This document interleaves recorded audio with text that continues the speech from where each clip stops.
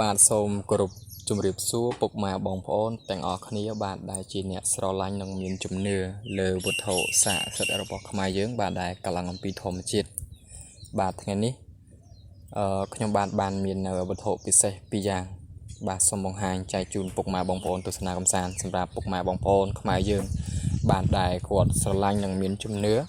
លើវត្ថុស័ក្តិសិទ្ធិរបស់ខ្មែរបាទដែលកឡើងអំពីធម្មជាតិបាទទី1នេះគឺមានឈ្មោះថាបញ្ញាក្អែកដើមស្នោបាទញាក់សាច់តែម្ដងពុកម៉ែបងប្អូនខ្ញុំបាទរំខ្សែអំបោះក្រងធ្វើជាបន្តរួចជាស្រេចបាទហើយដើមស្នោនេះដែរគឺជាប្រភេទស្នោធំបាទស្នោហូបអន្លក់បាទណាស្នោហូបផ្កាបាទហូបផ្កាហូបអន្លក់ហូបទឹកគ្រឿងយើងហ្នឹងបាទពុកម៉ែបងប្អូនបាទគឺបញ្ញាជាប់ដើមប្រើសិតសុតតែម្ដងបាទណាប្រើសិតសុតមិនសូវជាមានតំណមច្រើនទេបាទប្រើទាំងធម្មជាតិចឹងតែម្ដងបាទហើយវត្ថុនេះគឺខ្ញុំបានសុំចែកពីអ៊ំប្រុសគាត់នៅខាងស្រុកបវរខេត្តបាត់ដំបងបាទគឺ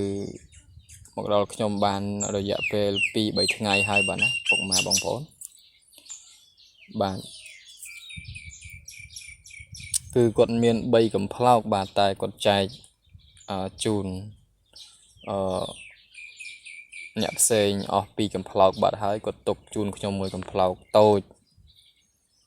គួរសមបាទតូចឬធំមិនសូវជាសំខាន់ប៉ុន្មានទេពុកម៉ែបងប្អូនសំខាន់ឲ្យតែសុទ្ធឲ្យតែរបស់ពិតឲ្យតែចេះគោរពបដិបត្តិចេះប្រើចេះដាស់ណាពុកម៉ែបងប្អូនហើយបញ្ញាក្អែកដើមស្នោគឺគុណប្រយោជន៍គុណសម្បត្តិពុកម៉ែបងប្អូនប្រហែលជាជ្រាបហើយបាទគឺជាស្ដេចបញ្ញាក្អែកក្នុងចំណោមបញ្ញាក្អែកទាំង7មុខបាទណាបាទលេខ2លេខ3បាទលំដាប់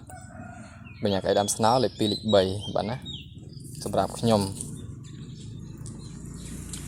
បាទហើយនេះគឺជាបញ្ញាក្អែក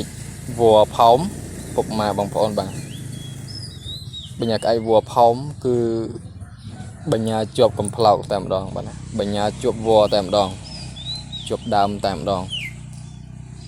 បាទនេះខ្ញុំក្រងខ្សែអំបោះក្រហមដូចគ្នាធ្វើជាបន្តោងពាក់សុតចឹងតែម្ដង